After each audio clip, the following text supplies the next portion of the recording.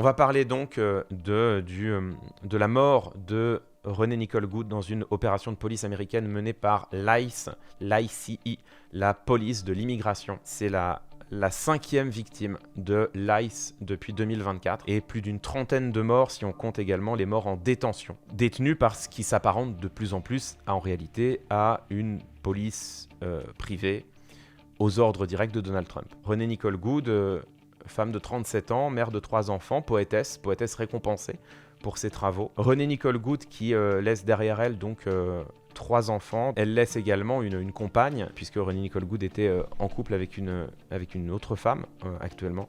Elle laisse derrière elle bien sûr une compagne éplorée dans ce qui est un drame. Mais comme je le disais, un drame qui n'est pas le premier du genre. La différence ici, c'est que tout a été filmé. Les discours des officiels américains se heurte ici à la réalité des images. Je préfère vous le dire, on va écouter beaucoup de textes en anglais. À chaque fois, je vais mettre le sous-titrage français automatique de YouTube. On va regarder les images maintenant. Si vous ne les avez pas encore vues et que vous ne voulez pas les voir, je vous invite à vous en protéger, je vais les montrer une seule et unique fois. On ne va pas faire ce que de nombreux médias américains ont fait d'ores et déjà, qui est de les décomposer image par image. Je vais simplement vous donner la conclusion des médias qui l'ont fait. On va regarder cette première vidéo, qui est la vidéo qui a beaucoup circulé, qui est la vidéo la plus dure.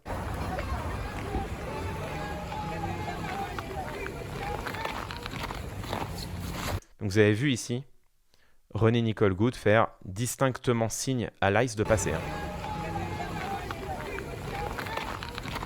L'ICE s'arrête et les agents sortent du véhicule.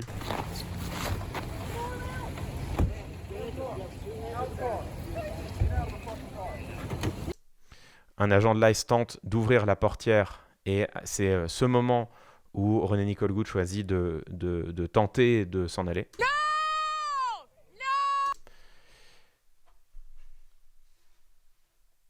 Et c'est à ce moment-là qu'on lui les tire.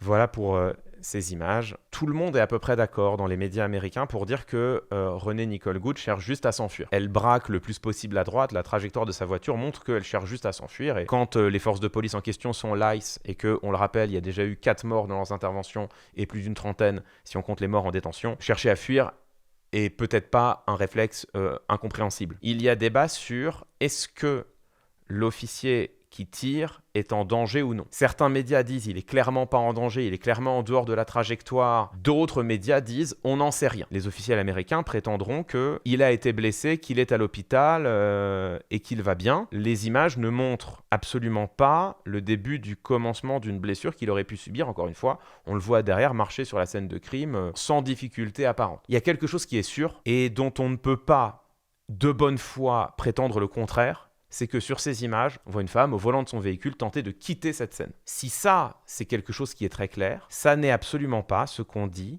les différents responsables américains. Et c'est évidemment là-dessus qu'on va s'attarder. Ce qui nous intéresse déjà, c'est de savoir pourquoi on en est là. Il y a le Huffington Post qui a commencé par rappeler, et c'est un des rares médias français qui l'ait fait, le Huffington Post a commencé par rappeler pour quelle raison est-ce que depuis début janvier, il y a une force de plus de 2000 agents de l'ICE qui est déployée à Minneapolis. La présence de la police de l'immigration n'est pas complètement nouvelle dans l'État, Donald Trump ayant fait de l'immigration clandestine l'un de ses principaux combats. Mais tout s'est accéléré début janvier avec l'arrivée de 2000 agents supplémentaires, un emballement qui succède à une vidéo devenue virale au point d'avoir été repartagée par Elon Musk, le vice-président J.D. Vance ou le patron du FBI Kash Patel.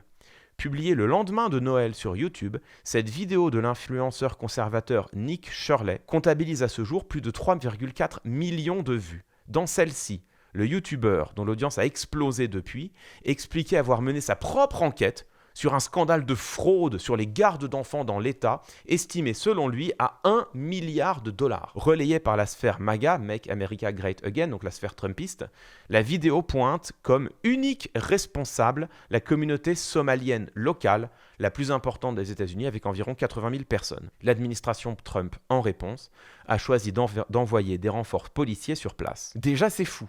C'est-à-dire que ce déploiement d'un déluge de forces violentes, l'ICE, à Minneapolis, sur la foi de la vidéo d'un YouTuber, on est en droit de hausser un sourcil. Bon, on l'a mentionné en de nombreuses occasions. Les podcasteurs conservateurs ont, au sein de la sphère trumpiste, une influence capitale. Cette influence en ligne, elle est si prégnante qu'elle amène à décider d'une opération de police qui va mener sans doute d'ores et déjà à l'arrestation de plusieurs dizaines, centaines, je ne sais pas, de personnes, et qui a mené par ailleurs à la mort donc, d'une femme. Ce qui va nous intéresser, c'est de savoir ce qu'en ont dit les officiels américains. On va lire la réaction de Donald Trump. Il a réagi, Donald Trump, sur le réseau Truth Social, qui est son propre réseau personnel, son petit réseau à lui. Je vous ai mis le texte en anglais, mais je l'ai surtout traduit en français. Je viens de visionner l'extrait de l'événement qui s'est produit à Minneapolis, dans le Minnesota.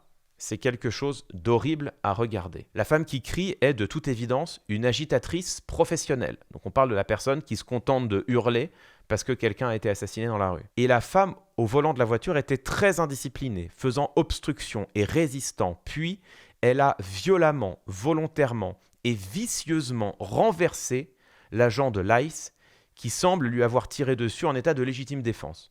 Au vu de l'extrait joint, il est difficile de croire qu'il soit en vie, mais il se rétablit désormais à l'hôpital. Cette phrase est encore une fois factuellement fausse.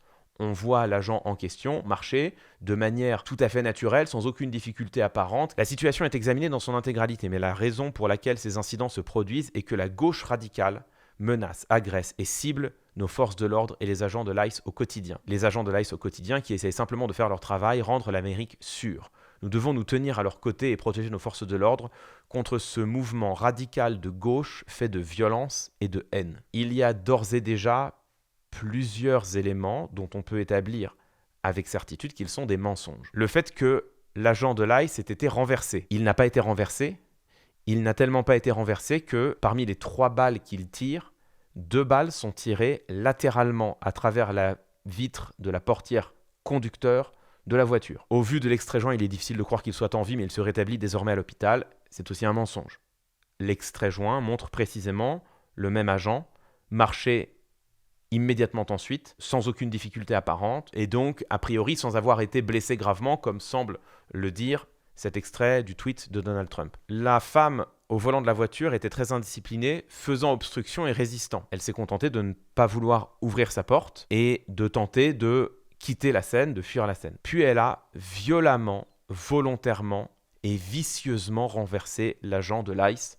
Comme je vous le disais, cette phrase-là, il ne fait aucun doute qu'elle est fausse. Personne n'a vu une femme vouloir violemment, volontairement et vicieusement renverser un agent. Immédiatement ensuite, Donald Trump relie cet événement à la gauche radicale qui serait prétendument en train de menacer, agresser, cibler violemment les forces de police américaines, un mouvement qui serait fait de violence et de haine. Rien ne permet à ce jour de relier René Nicole Goode à un militantisme de gauche ou même démocrate. Donc tout le communiqué est mensonger. Et non seulement tout le communiqué est mensonger, mais plus grave, tout le communiqué cherche à renverser la situation pour faire de ce drame terrible qui s'apparente de très près à un meurtre policier, pour faire de ce drame terrible une preuve au contraire d'une prétendue violence d'extrême gauche. Le fait est que dans cette question, le pire n'est pas venu de Donald Trump. Le pire est venu de la chef du département de sécurité intérieure, Kristi Noem, et du vice-président J.D. Vance. On va commencer par écouter Kristi Noem, qui s'exprime immédiatement après, qui est l'une des premières à s'exprimer. Ce sont les mots qu'elle emploie qui sont importants. Any loss of life is a tragedy, and I think all of us can agree that in this situation it was preventable. Elle commence par dire que toutes les pertes de vie humaine sont déplorables, sont une tragédie, surtout quand elles peuvent être évitées, ce qui était le cas aujourd'hui. Retenez ça, vous allez voir que c'est important juste après. I want to reiterate first with all of you the facts of what happened today. At 10:25 a.m. Central Time, Immigration and Customs Enforcement were carrying out lawful operations here in Minneapolis. Because of the adverse weather that Minneapolis has seen in recent snow, one of the vehicles became stuck and ensnared in the snow. C'est un mensonge. On voit distinctement qu'il n'y a pas de neige sur la chaussée. On ne distingue absolument aucun véhicule embourbé dans la neige. Une anticatastase donc, un mensonge qui ne cherche même pas à se masquer lui-même. Une contradiction flagrante de la réalité, les yeux dans les yeux. Law enforcement were attempting to push out this vehicle, and when a mob of agitators that were harassing them all day began blocking them in, shouting at them, and impeding law enforcement operations. C'est un mensonge. Il n'y a sur les vidéos pas le début du commencement d'une foule présente pour harceler les agents de l'ICE. ICE officers and agents approached the vehicle of the individual in question, who was blocking the officers in with her vehicle. C'est pour le coup contestable plus que mensonger. On pourra peut-être finir par établir que c'est pleinement mensonger. On voit que Renee Nicole Goode fait le signe de passer. Ce sont eux qui choisissent de s'arrêter et de sortir de leur véhicule, et c'est au moment où elle les voit tenter d'ouvrir sa portière qu'elle prend la fuite. And she had been stalking and impeding their work all throughout the day. ICE agents repeatedly ordered her to get out of the car and to stop obstructing law enforcement, but she refused to obey their commands. She then proceeded to weaponize her vehicle. Donc là, c'est exactement ce que dit Donald Trump également. Elle a transformé son véhicule en arme, c'est-à-dire elle a voulu utiliser sciemment, vicieusement son véhicule pour renverser un agent de l'ICE. Encore une fois, on voit clairement sur les images qu'elle tente de prendre la fuite. And she attempted to run a law enforcement officer over. This appears as an attempt to kill or to cause bodily harm to agents, an act of domestic terrorism. Voilà où je voulais m'arrêter et voilà où je voulais en venir. C'est un acte de terrorisme intérieur. Je pourrais me contenter de rappeler que littéralement une minute plus tôt, Kristi Noem disait que la mort de Renee Nicole Goode aurait pu être évitée. Si effectivement Renee Nicole Goode est une militante d'extrême gauche, radicale, qui a cherché sciemment à renverser un agent de l'ICE dans un acte de terrorisme intérieur, alors sa mort ne pouvait pas être évitée. Alors, les agents ont fait ce que n'importe quelle force de police ferait face à un terroriste, c'est l'empêcher de nuire. Évidemment, ça n'est pas ce qui s'est passé. Elle n'a pas utilisé son véhicule comme une voiture bélier. Elle n'a pas cherché sciemment et volontairement à attenter à la vie des agents de l'ICE. Comme je vous le disais, tout cela, les images permettent de l'établir avec une certitude. Donc on sait que tout cela, ce sont des mensonges. Mais en plus d'être des mensonges, elle-même le révèle. Elle-même le dit. En fait, on n'a même pas besoin d'avoir vu les images pour savoir qu'elle ment. Parce qu'elle commence en disant « Je regrette toujours qu'une vie humaine soit perdue, c'est toujours une tragédie, surtout quand, et c'est le cas en l'espèce, cette mort aurait pu être évitée. » Il y a une contradiction qui est dans les termes. Elle ment sur tous les aspects concrets et matériels des événements. Elle assimile les opposants à Donald Trump. Elle assimile ceux qui protestent contre les actions de l'ICE à des terroristes intérieurs potentiels et même à des terroristes intérieurs tout court. C'est ainsi qu'elle parle ici de Renee Nicole Goode. C'est très signifiant. La déclaration de Kristi Noem ici, en réalité, elle a des conséquences et des prolongements qui vont bien au-delà de la seule mort tragique de Renee Nicole Goode. Et c'est pour ça que je voulais absolument parler de ce sujet ce matin, c'est parce que la mort de Renee Nicole Goode, elle est tragique, elle est terrible. N'oublions pas qu'il y en a eu 4 autres auparavant qui n'ont pas eu le bénéfice, si je puis m'exprimer ainsi, d'être filmées et qui n'ont donc pas pu nous toucher de la même manière alors qu'elles sont sans doute aussi dramatiques. Mais au-delà de cette mort tragique, le fait de parler de terrorisme domestique, ça c'est peut-être un glissement plus grave encore. J'ai Kristi Noem, donc on m'a dit entre-temps que ça se dit Kristi Noem. J'ai également Kristi Noem quelques jours après l'événement. Elle a eu le temps de voir les images, elle a eu le temps d'étudier les vidéos, elle ne peut plus prétendre être dans l'approximation. Eh bien écoutez, vous allez voir. These individuals had followed our officers all day, had harassed them, had blocked them in. They were impeding our law enforcement operations, which is against the law. And when they demanded and commanded her to get out of her vehicle several times, she... Donc vous voyez que là, il y a les mêmes mots, mais pas mis dans le même ordre. Quand elle s'exprime immédiatement après les événements, elle nous explique que sur place, il y a une foule qui menace et harcèle les officiers de l'ICE. Là, maintenant, elle dit « Ils ont harcelé et menacé les agents de l'ICE toute la journée. » Sous-entendu, c'est peut-être plus le cas maintenant. Ce qui compte, c'est ce qui se passe sur la scène du drame. Ce qui compte, c'est pas ce qui s'est passé toute la journée. Donc soit ce qu'elle dit n'a aucun intérêt, soit ce qu'elle dit est mensonger. This was an act of domestic terrorism, which is perpetuating these policies and procedures that follow a use of force situation like this are continuing to be put in place. So this is standard operating procedure after every use of force situation is that we follow these procedures and protocols. This situation is no different. On l'interroge en lui disant « Oui, mais d'accord, mais vous nous dites tout ça, mais pourquoi est-ce que vous avez parlé d'actes de terrorisme intérieur alors que vous n'avez aucune information sur qui est Renée Nicole Goode et ce qu'elle faisait là ?» Première réponse, « This was an act of domestic terrorism ». Donc elle reste sur la même ligne. Elle leur dit immédiatement après, voilà, exactement. This vehicle was used to hit this officer. It was used as a weapon, and the officer feels as though his life was in jeopardy. It was used to perpetuate a violent act that this officer took action to protect himself and to protect his fellow law enforcement officers. So we'll let this continue to go forward and follow the same policies and procedures that every use of force situation does. But we've had almost over 100 times that these vehicles have been used to ram law enforcement officers and to do damage and to harm them.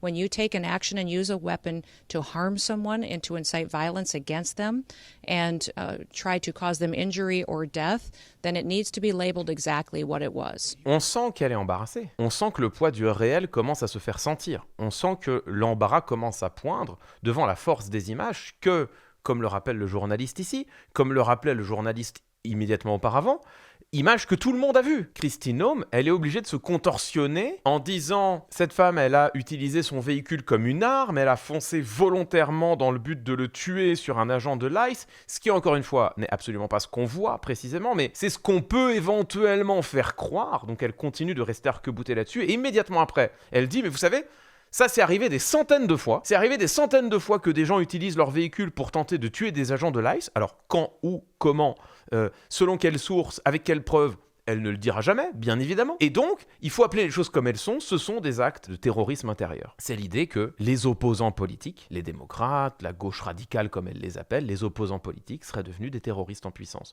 voire des terroristes tout court.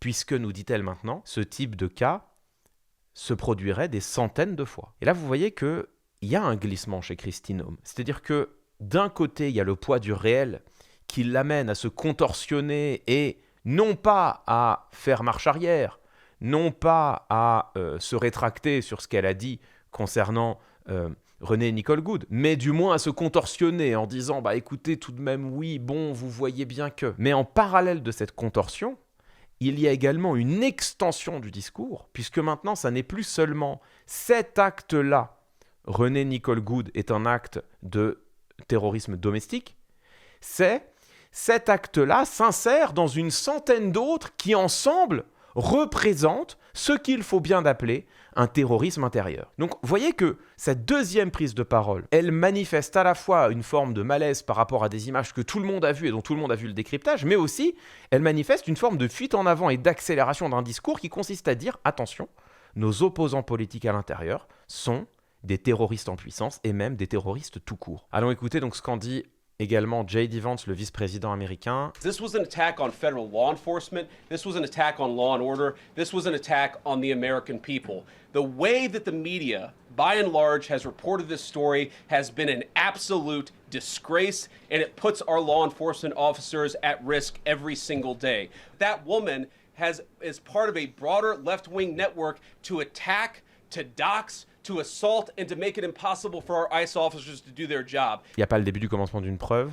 On est immédiatement après l'attaque. Il n'y a pas le début du commencement d'une information qui permet d'affirmer ça. Encore aujourd'hui, il n'y a d'ailleurs pas le début du commencement d'une information qui permettrait d'affirmer que Renée Nicole Goode fait partie d'un réseau plus large dont l'objectif c'est de semer la terreur au sein des agents de l'ICE. If the media wants to tell the truth, they ought to tell the truth that a group of left-wing radicals have been working tirelessly, sometimes using domestic terror techniques to try to make it impossible for the President of the United States to do what the American people elected him to do, which is enforce our immigration laws. The President stands with ICE, I stand with ICE, we stand with all of our law enforcement officers.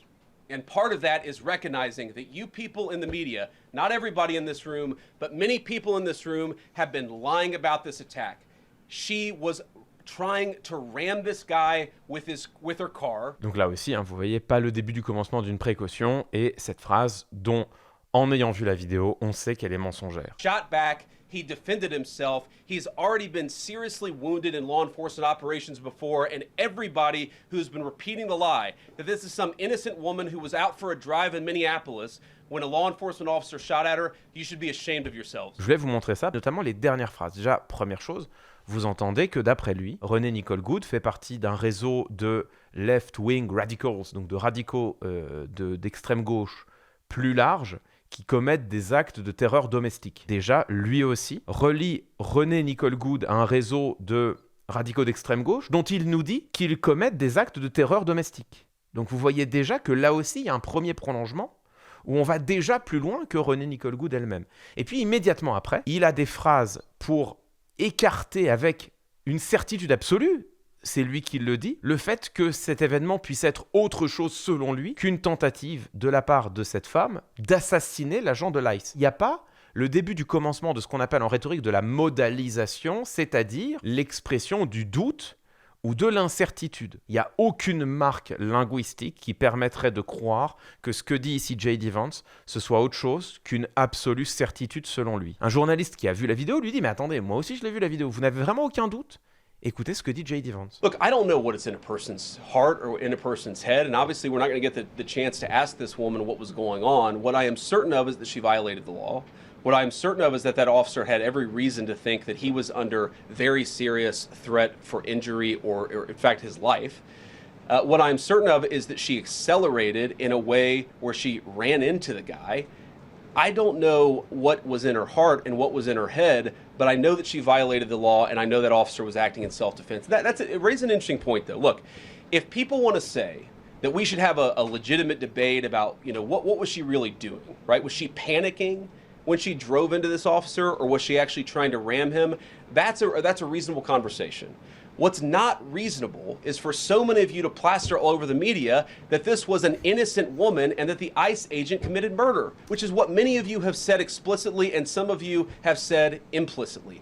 That's what I have an objection to. The idea that this was not justified is absurd, and I think everybody knows it in their heart. Mesdames, messieurs, devant vos yeux, un imbécile dangereux. J.D. Vance se contredit. Quelques minutes avant, il nous explique qu'il n'y a pas le moindre doute et qu'il est impossible de contester que cette femme, elle veuille renverser un homme. Il la relie lui-même, là aussi sans le début du commencement d'un doute, à un réseau de left-wing radicals qui veulent commettre des actes de terreur domestique. Et immédiatement après, quand on le relance et qu'on lui dit « Mais attendez quand même, on a tous vu la vidéo », il concède, ce qui pour le coup est audible.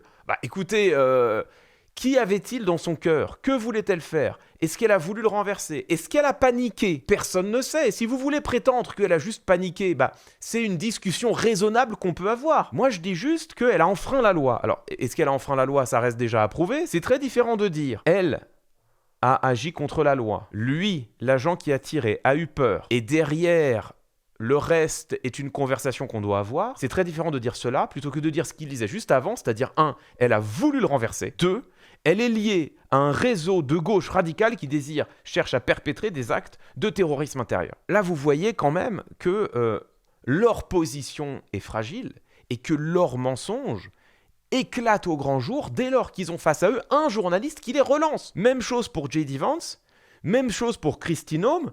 Un journaliste les relance et le château de cartes s'effondre. Mais il est reconstruit immédiatement après. Parce que le fait que ici, J.D. Vance soit contraint de trouver un refuge derrière une position de doute qu'il n'exprimait pas auparavant, n'empêchera pas par la suite Kristi Noem de parler de terrorisme intérieur, ne l'empêchera pas lui-même de parler de terrorisme intérieur. On va écouter un dernier extrait de cette conférence. This is classic terrorism, and we cannot say that when a far left fringe is inciting violence against our brave law enforcement officials, that we're no longer going to enforce the law. That's rewarding the very people who are engaged in this garbage. The actual reward that they just got is a new assistant attorney general who is going to prosecute and investigate this stuff even more aggressively than before. Je voulais vous montrer tout ça pour vous montrer que derrière le drame qui a coûté la vie de René Nicole Goode, derrière ce drame, il y a un discours et que ce discours, il est, je crois, plus grave encore. Vous les entendez désormais utiliser ce drame pour prétendre qu'il serait représentatif d'un réseau de terrorisme domestique organisé par la gauche radicale américaine qui chercherait à nuire de manière violente et haineuse, ce sont les mots de Donald Trump, aux braves agents des forces de l'ordre américains. Il n'y a plus simplement des left-wing radicals, des violent antifa, comme disait Donald Trump auparavant, qu'il y a même des terroristes intérieurs. C'est le moment de vous rappeler 2 choses. La première, on l'a un peu oublié, mais pendant la campagne électorale, Donald Trump avait promis de frapper ses opposants politiques avec toute la force de la garde nationale et toute la force du département de la justice. 1 an plus tard, au détour de ce drame, Trump et ses plus fervents lieutenants, Vance, Noem, qualifient désormais les opposants politiques, non seulement de gauche radicale, d'antifa, de ce que vous voulez, mais les qualifient désormais de terroristes de l'intérieur. Les terroristes de l'intérieur, ce sont précisément ceux que l'on peut frapper avec tous les moyens nécessaires.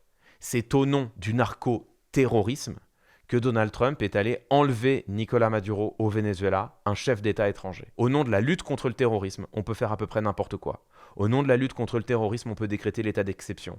Au nom de la lutte contre le terrorisme, on peut prendre des dispositions exceptionnelles. Au nom de la lutte contre le terrorisme, on peut mobiliser sa police fédérale et la faire se comporter comme une milice. Au nom de la lutte contre le terrorisme, on peut arrêter des opposants politiques. Je crois qu'il y a vraiment tout lieu de nous en inquiéter. La tentation autoritariste, voire dictatoriale, dont ne s'est jamais caché Donald Trump, elle peut, évidemment, passer par ce type de médium. Et bien sûr, c'est quand même le moment de faire un petit parallèle avec ce qui se passe en France. Il ne vous aura pas échappé que le terrorisme intérieur, c'était aussi le prétexte utilisé par Gérald Darmanin pour frapper avec toute la violence de l'État les militants écologistes rassemblés à Sainte-Soline pour s'opposer à l'installation d'une méga-bassine. Il avait dit, ce qui s'est passé à Sainte-Soline, c'est des militants rassemblés en utilisant des méthodes qui, je n'ai pas peur de le dire, relèvent de l'écoterrorisme, avait-il dit. On s'est rendu compte par la suite que non seulement, en réalité, ce sont les agents des forces de l'ordre qui avaient enfreint la loi. Par exemple, en tirant des tirs de LBD depuis des quads en mouvement. On avait eu la preuve quelques semaines plus tard que les agents des forces de l'ordre avaient volontairement empêché l'arrivée des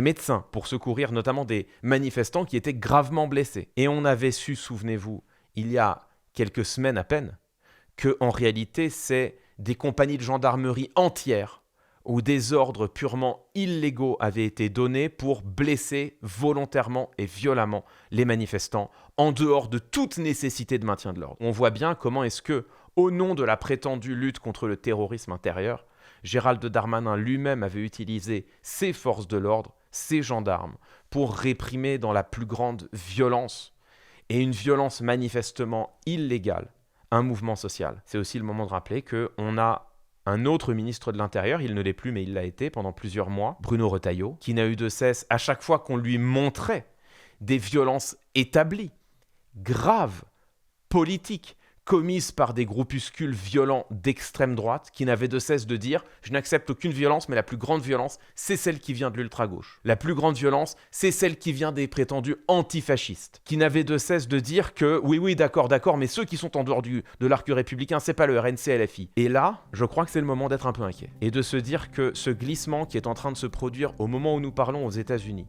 où, mois après mois, nous les voyons s'avancer plus avant et plus rapidement, dans une pente qui est celle de l'autoritarisme. Et là, nous en voyons maintenant, d'une part, la traduction concrète, la mort terrible de René Nicole Goode, mais cette mort, elle est à mettre en relation avec les 4 autres personnes qui ont perdu la vie lors des opérations de l'ICE et pour lesquelles on n'a pas de vidéo, ou en tout cas on n'a pas suffisamment d'éléments pour que les gens s'en soient suffisamment émus, sans doute, mais qui n'en sont pas moins décédés néanmoins, sans compter les dizaines de morts supplémentaires en détention. Et le fait que, au gré de ce drame, on est les officiels américains qui partent désormais en croisade contre le terrorisme intérieur, c'en est un autre. Encore une fois, au nom de la lutte contre le terrorisme intérieur, on peut faire n'importe quoi. Et on peut faire accepter n'importe quoi. Donc je pense qu'il faut être vigilant, attentif à ce qui se passe aux États-Unis. Et je pense qu'il faut être vigilant et attentif à ce qui se passe chez nous. Parce que les discours qui permettent de légitimer ce type d'action, ils ont déjà été tenus. On les a déjà entendus. Ils n'ont pas été condamnés. Ou du moins, pas suffisamment pour que leurs auteurs est à s'en rétracter. Et au-delà des discours, les actes ont déjà eu lieu. Encore une fois, Sainte-Soline est un funeste précédent. Et ça, pour le coup, ça se passe pas de l'autre côté de l'Atlantique, ça se passe chez nous en France. Et ça se passe chez nous en France aujourd'hui avec des acteurs politiques qui, explicitement, rejettent l'état de droit. Bruno Retailleau dénonce le coup d'état des juges, Laurent Wauquiez. Des acteurs qui fustigent la justice, et notamment le Conseil constitutionnel, le Rassemblement national. Des acteurs qui, aujourd'hui, ont une voix dont il faut bien reconnaître qu'elle est dominante dans le débat public et qui demain vont se présenter à l'élection présidentielle. Gardons nos yeux et nos oreilles grands ouverts.